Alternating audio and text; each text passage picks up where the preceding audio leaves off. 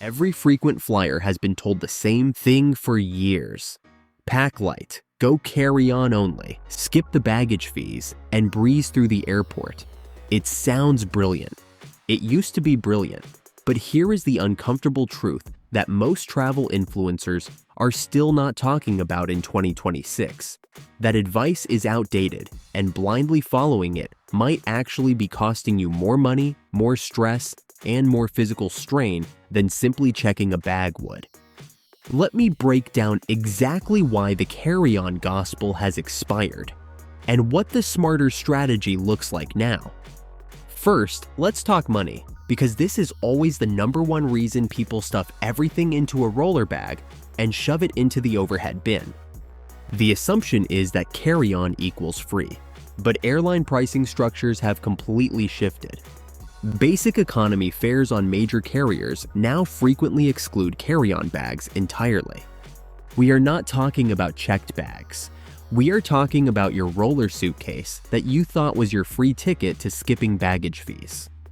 United's basic economy on domestic routes, for example, restricts you to a personal item that fits under the seat.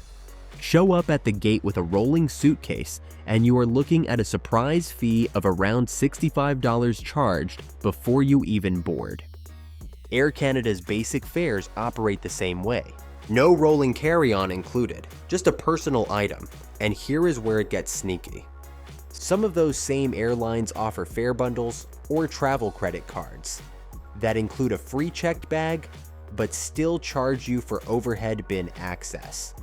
So depending on how you booked, checking a bag might already be covered while your carry-on is the thing that costs extra. When you add up the early boarding fees many people pay just to guarantee overhead space, plus the risk of carry-on damage if it gets gate checked anyway, the financial math stops looking so obviously in favor of the carry-on. For couples or families traveling together, splitting costs changes the equation even further. One shared checked bag is frequently cheaper than 2 people each paying carry-on upgrade fees. Run the actual numbers before your next trip. You might be surprised. Now let's move beyond dollars and talk about something that hits differently once you have experienced it: the stress factor. Anyone who has stood in a boarding line watching group after group file onto the plane ahead of them while silently calculating the probability of overhead bin space remaining knows exactly what I am describing. Flights are at record capacity. Announcements that the bins are completely full now happen before the plane is even halfway boarded. Airlines have actually coined a term for the anxious travelers, crowding the gate early just to protect their precious overhead space. They call them gate lice. Charming. Quick tip: if you're traveling soon, check out the Tickets link in the description. It's one of the easiest ways to book tours, attractions, and skip the line tickets before your trip. It can save you time and help you make the most of your travel experience. Now, let's get back to the travel tips. There is also the gate check nightmare. You carefully packed everything in that carry-on: your medications, your change of clothes, your headphones, your valuables, and then a gate agent hands you a tag and tells you it is getting checked. Now you are scrambling at the boarding door trying to pull out essentials before your bag disappears into the cargo hold. That is not saving time. That is manufactured chaos. And then there is the physical reality that almost nobody in the travel space wants to address honestly. Your body is part of this equation. Hoisting a heavy bag above your head into an overhead bin is a genuinely challenging physical task that changes significantly depending on your height, your age, and any existing injuries. Flight attendants are largely prohibited by airline policies and union agreements from lifting passenger bags due to the injury risk involved. You cannot count on strangers to always step up and help. If you're approaching every boarding process with anxiety about how you are going to manage that lift, that is a real signal worth listening to. I want to hear from you. Drop a comment below and tell me your biggest travel challenge. I read every comment, and your answer might inspire a future video. Now, let's continue.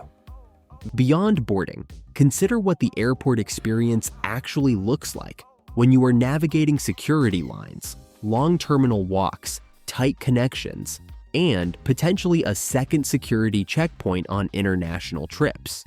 Moving through all of that with just a small bag at your side versus wrestling a roller suitcase through crowded terminals is a fundamentally different experience. There is also the packing freedom argument, which is enormous and underappreciated.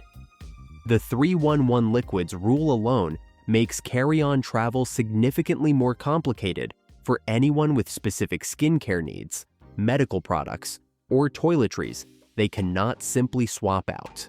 Cold weather trips, multi-climate itineraries, or travel that requires medical equipment like CPAP machines or orthopedic gear can eat through carry-on space almost entirely.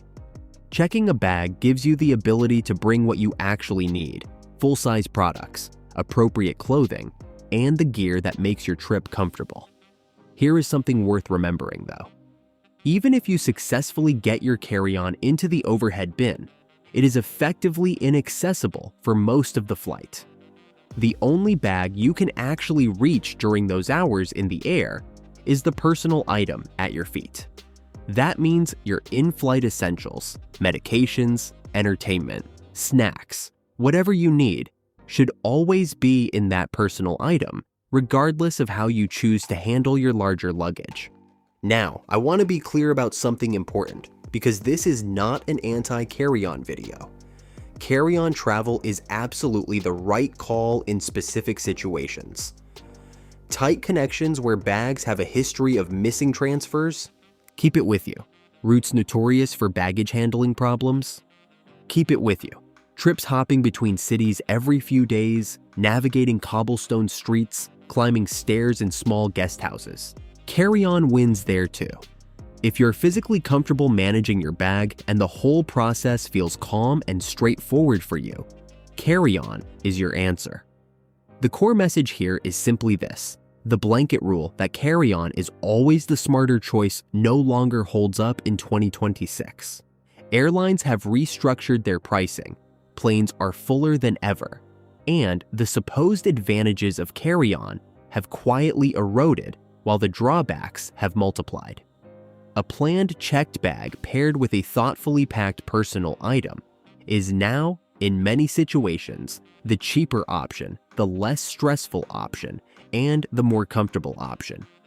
Travel is not static. The rules keep changing, and honestly, so do we as travelers. What worked perfectly for you 5 years ago might not be the best fit for who you are and how you travel today. The goal has never been to follow one universal rule. The goal is to arrive at your destination feeling good, without unnecessary stress, without surprise fees, and with everything you actually need. Make the choice that genuinely serves your trip, not the one that sounds impressive to other travelers. Drop a comment below telling me which approach you are taking on your next trip. I would genuinely love to know what is working for you right now.